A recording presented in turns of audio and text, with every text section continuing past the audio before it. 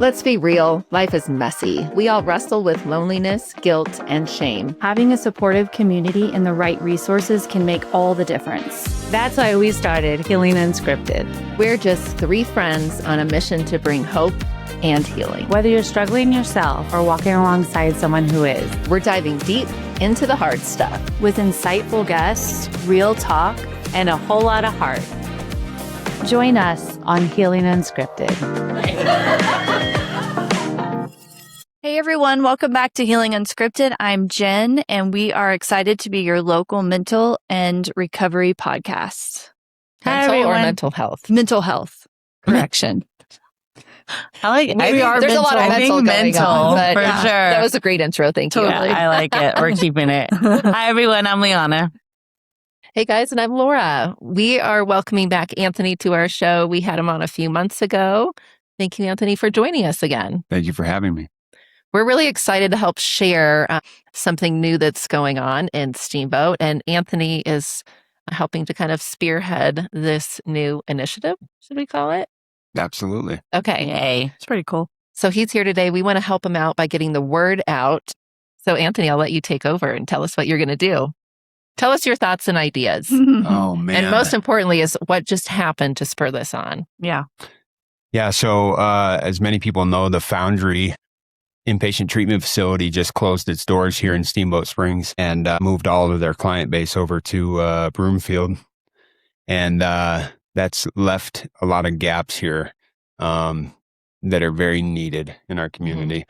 And so to go into the vision that I've been given, we need to bring it back. And I'm not saying necessarily the Foundry itself. Right. You know, that's a closed door here in Steamboat.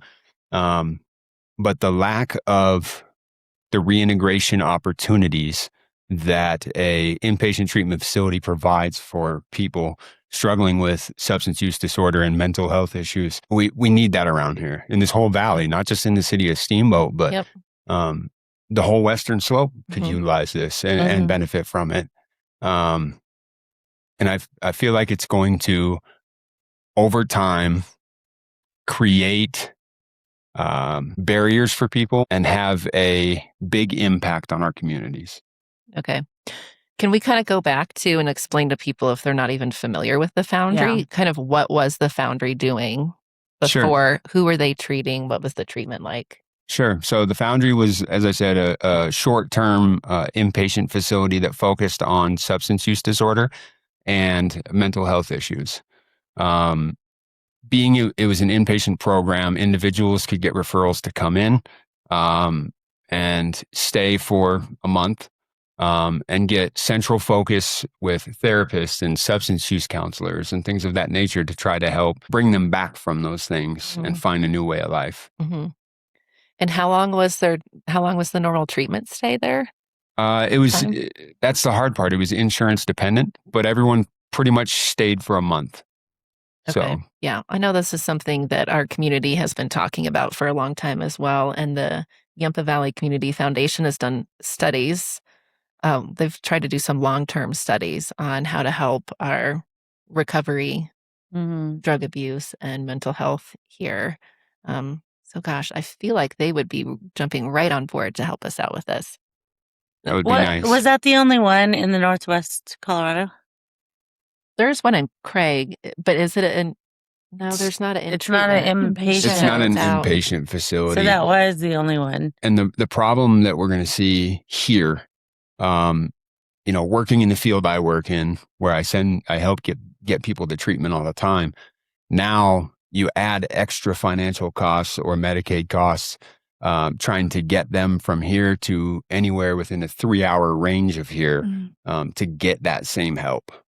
Yeah, that leaves a huge hole in our community. Absolutely. And surrounding. Absolutely. And I think to say, if I can, the substance use disorder and the mental health issues, they affect every city in every state across the United States. So we can't ignore it and say that it's not here in our own backyard. No. Because it very much is, whether we see it. Especially here, what we've discovered is mountain towns in particular. So yeah, twice as much. Yeah. If you're in any other city in Colorado, that's not a mountain resort town, twice as much higher for alcohol and drug abuse. It's A lot. a lot.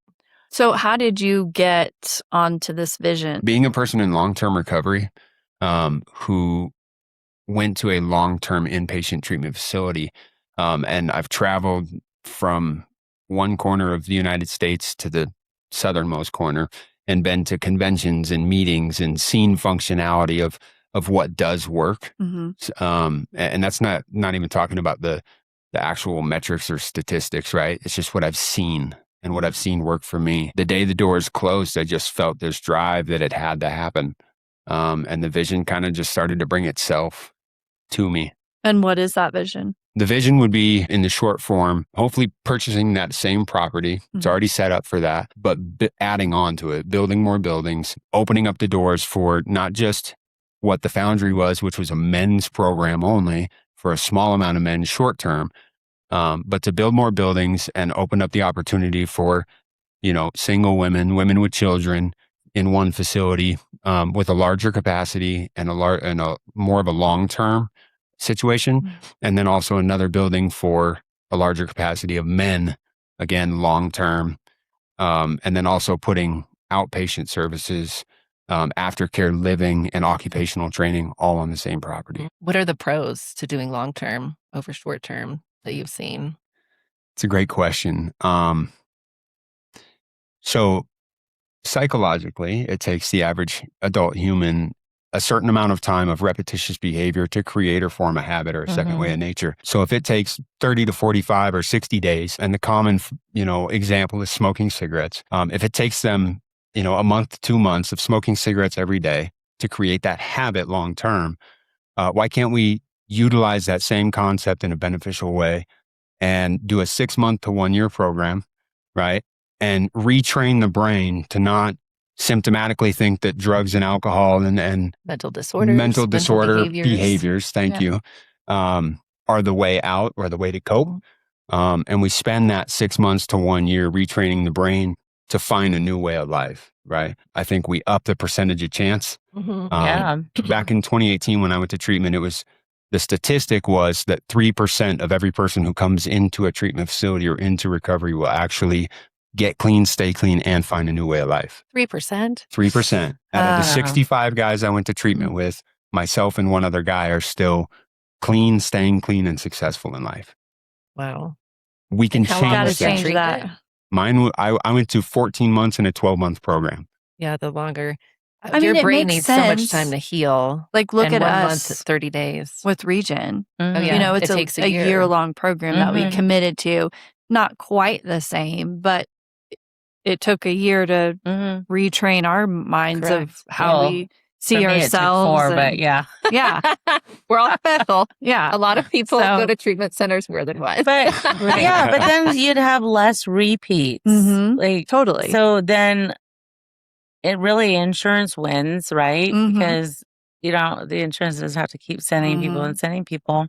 So what's It's the long just- term? Makes more healing. sense. Well, I think the hope is, right, like there's not a metric we can put to something that's not happening on a day-to-day basis, right? Because you're going to find way more short-term in and out 30-day, 60-day, 90-day recoveries, where unfortunately that 3% statistic is still very much alive and real, right? And so the reality of what is driving behind this mission long-term is not that we're going to change everyone's life in 6 months. Yeah. It's a hope that we can change that 3% up to 6% within a year.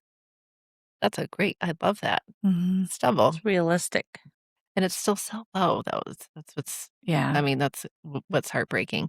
But I think that's a good statistic to help people want to get on board and help other people. Because why wouldn't we want to give 6% of those people a real chance Better at chance. changing their life and their family's lives?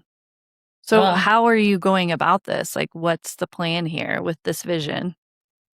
Right now it's very raw, but everything is in its beginning stages. We have a meeting that we've set up. We've rented out the Hayden Community Center August 26th at 6:30 p.m.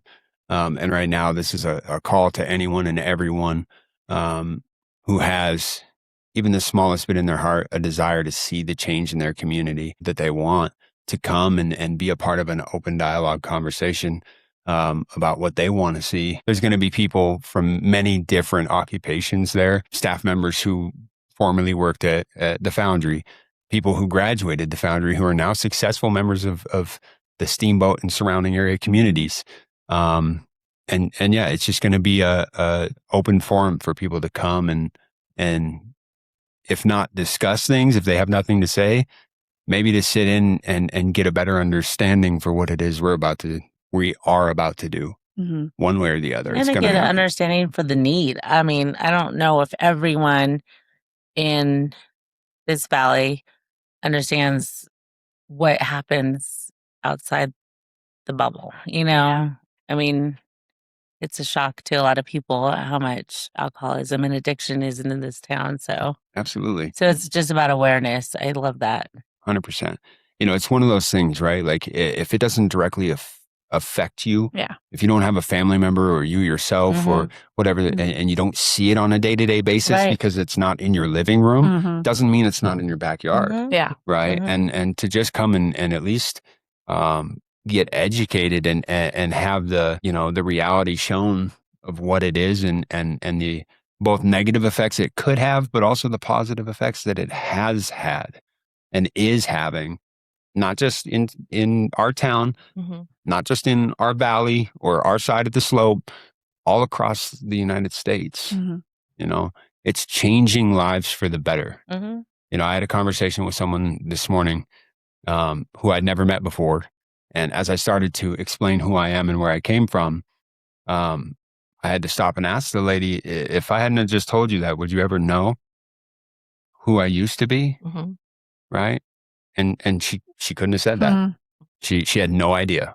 Right. That's what the effect, the long-term effect of what we're going to build is going to do in the lives of so many people. I'm so proud of you for being able to talk about your past so openly and matter-of-factly and honestly and being okay with it. It's very mature of you, Anthony. Yeah. Thank you. And your story too. I mean, your story that you shared on our previous podcast, if you haven't heard it, go check it out, has always stuck with me. Seriously. It's always stuck with me. Yeah. And that's the premise of what the mission is, right? Is to breathe life back into the individuals who, no matter what the ailment or affliction is in their life that caused them to get to the point they were at, that people who have lived experience, who have the evidence, that were the living proof evidence that it does work, can come back and give back freely what was given to them in the first place in order to hopefully, you know, like I said, I'm not here to sell anything. I'm not here to persuade anyone of anything. But if my story can help just one person see that there is hope for a future, you know, and it brings me to this next part that is driving me. When we talk about ski resort towns, there's a dynamic to that, right? There is a visual comprehension to that where people say, oh, Steamboat or whatever the town is a resort getaway. You know, it's a beautiful place that you have to go experience. And it's like, if the upper echelon or the average everyday people have the ability and are, you know, able to enjoy that, doesn't the person who isn't sure if tomorrow exists for them also deserve the opportunity to see the beauty that is all around them? Yes, they do. So for me, the vision, and I don't remember if I talked about this in the last podcast, but when Tom was still alive, years ago, he had me speak at a board meeting about what reintegration into society looks like and what it takes to get there. And that lit a fire inside me. And so I spoke at this board meeting, and after the board meeting, he asked me to kind of just jot down a lot of the stuff I spoke about.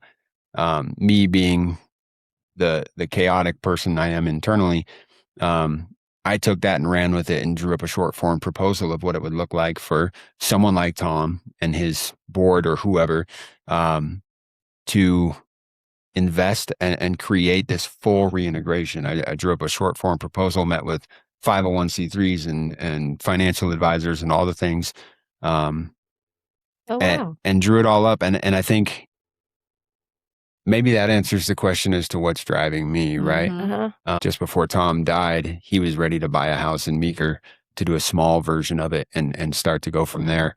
And with him being gone and this opportunity presenting itself, now's the time. Yeah. I don't know. Yeah. Oh, we didn't know that part of the story. Time. Yeah, you didn't. You never mentioned he was gonna buy a house and. Yeah. He on his own in Meeker had found real estate and on lots of property and came to me 2 weeks before he died and was like, "Hey, let's buy this house. Let's go look at it." And then he passed. So he's still driving you. Yeah. Very much so. Yeah. But the point of all that is to say, if there's a detox, that's necessary. If there's yoga, that's absolutely necessary.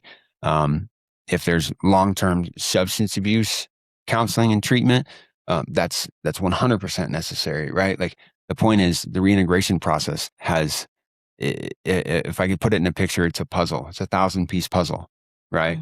We just need the right people to sit down at the table and be willing to take the time and patience to flip over all the pieces and put them all together, right? And that's what this meeting's about. Absolutely. Yeah. Who's driving this meeting? My want. I had someone ask me the other day, when I mention this to people, what do I mention about you, your level of involvement? What's your title in this? And just so the public knows, so everyone knows, like, I'm not a CEO. I'm not a creator. I'm not the inventor of anything new. I'm just a connector of people, right? So when we have this meeting on the 26th, I want to speak as least amount as possible. And I want the community to come. And yes, I have some people, coworkers of mine that are going to be involved, that are going to kind of oversee the whole thing. A consultant who's going to be there via Zoom from across the state, who's just going to weigh in if it's necessary with the right questions needing answered. But ultimately, I've got people that are graduated clients of the program who became successful that are going to show up and speak their piece. I've got a former case manager from there who's going to show up and speak her piece. Everyone from the medical field to law enforcement, I think that they're all vital voices that need to be heard over mine, or, so I just want to be there to speak the problem, but even more the solution, the vision, and let it organically become what it's meant to become. For me, it's not a matter of, I'm just some random guy that maybe some people know in this town, who has this crazy idea, vision thing. And like, wouldn't this be cool? This will happen one way or the other. And if it's not with me, it's going to be with someone else. But, I've been given a vision that's maybe grandiose to some people or like extreme. But like I said, once we have all the right people in the right places willing to voice what they see too, this thing will be successful, and it will change the dynamic of not just our community, but surrounding communities on the Western Slope and hopefully statewide at some point. I don't think it sounds extreme at all, because our community has been talking about how desperate and need we are of these things. So it doesn't seem extreme to me at all. Yeah. Time to quit talking and start acting. Yeah. Let's go. Let's do this. Yeah. I think it's been boiling to this point of this community's ready. I think we've been talking about it. All the communication's been there. And I love that so many people are willing to participate, and I hope there's a huge turnout. So you guys, you don't have to be in the field to participate in this. Just go, be supportive, learn some things.